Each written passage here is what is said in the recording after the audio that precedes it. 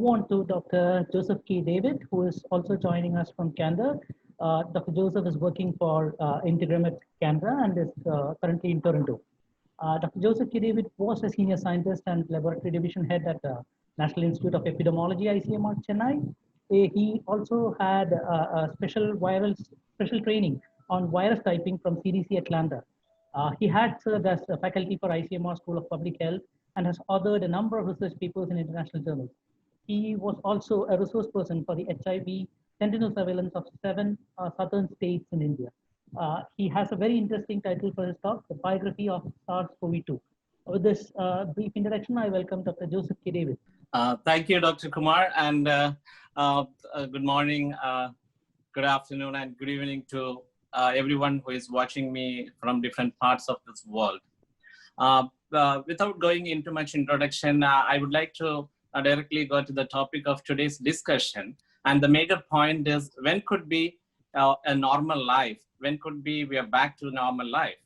I'm not going to give a definition on what is normal here, but I will take it as the pre-COVID situation. So definitely I am optimistic, and my answer is yes, we shall overcome. Pandemic is a natural phenomenon. So that has a course of evolution, which consists of alpha and omega. So we are supposed to go back to the normal, but the human intervention can just prolong the course, the roadmap. Having been said that, the roadmap for this is not straightforward. It depends where you are standing right at this point of time. According to our understanding, this is the first pandemic by this particular virus. That is why it's a novel coronavirus. So if you are comparing completely this pandemic with the previous pandemics, we are definitely comparing apple and oranges. In a situation like this, we should definitely take whatever is 100% true. That is, go to the basic. So back to basic is the norm. I reiterate, that means when we go back to the normal, depends where we stand at this point. That means time, place, and person matters. So this pandemic has started at different places at different time points, and different countries or different communities stand at different points. So it's going to end at different places at different time. So what we can do is introspect into your world, understand personal and geographical boundaries of your practical world. If you are a person having a bigger world of higher population, so respect a person's personal space physically. That's important. It's just like a condom that we use, that we advise to the people in HIV control program. Have a mask with you always. Use it in confined places, overcrowded places, and whenever you intended to cross a personal space physically. I won't say that vaccine and the drug are not required at this point of time. They are definitely important components of the control program. But enough knowledge and evidence are available right now to control this pandemic in an effective way by breaking the chain.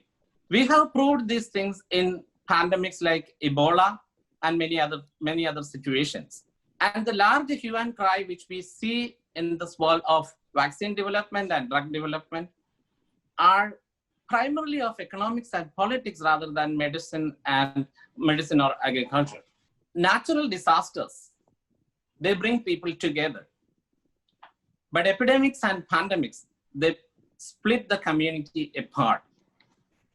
The most important component to be discussed in understanding a pandemic is the agent, host, and environment.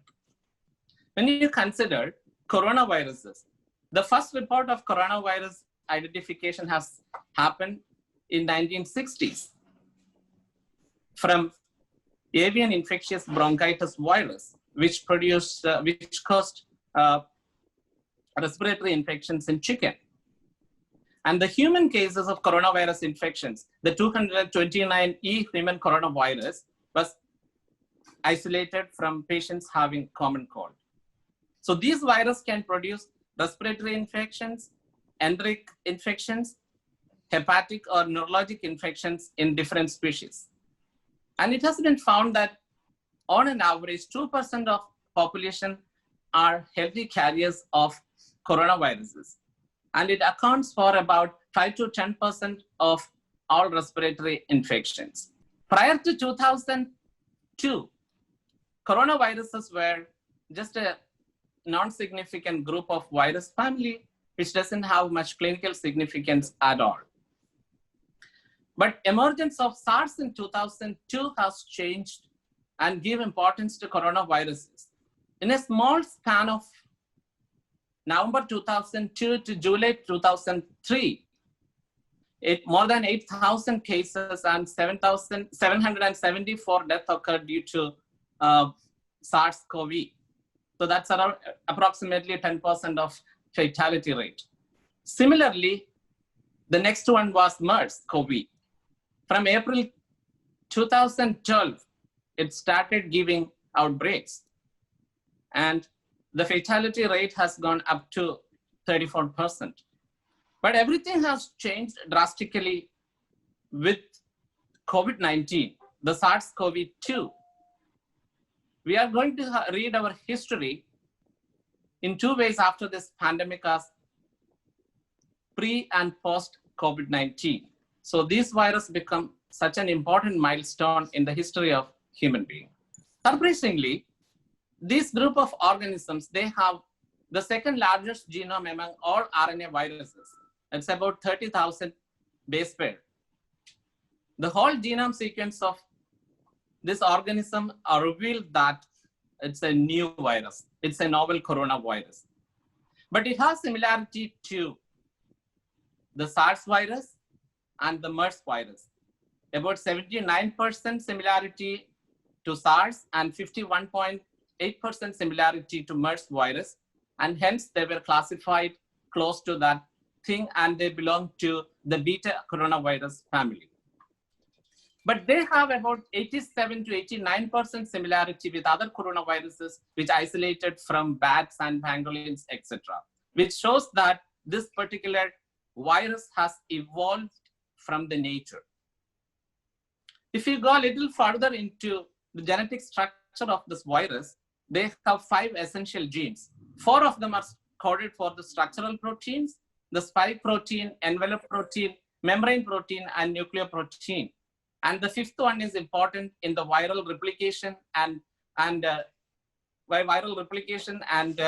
transmission.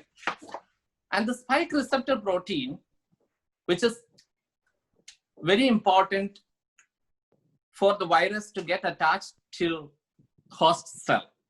What I wanted to tell you in a nutshell is that this virus has very similar arrangement of the genes compared to in all coronaviruses, but they are probably different. And in case of the spike receptor, spike protein, that is very longer compared to other spike proteins of the coronaviruses. So they are basically different from that.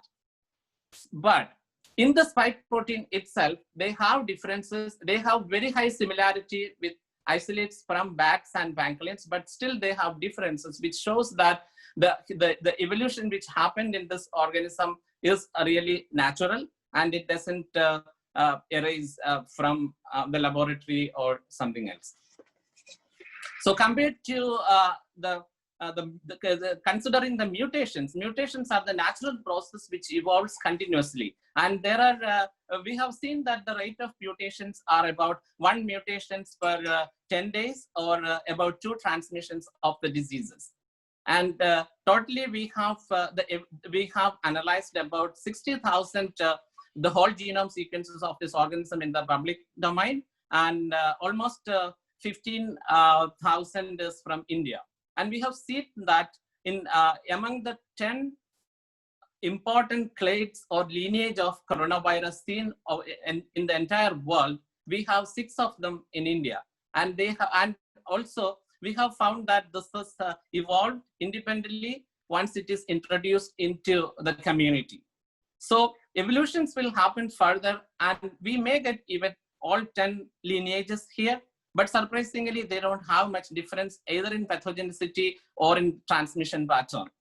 So the virus is stable and it adapted to the human being, and this will survive, this will sustain here for a long time, because because the infectivity and the mortality rate is being, the mortality rate being low. If the virus has a high mortality rate, that is detrimental to the virus itself in transmission.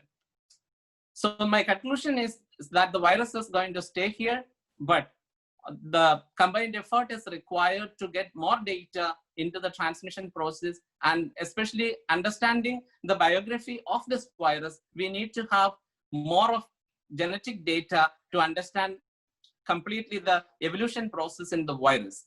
So that's required. Though we have a lot of data in the system, but that's not proportional to the number of cases in different parts in India. Thank you.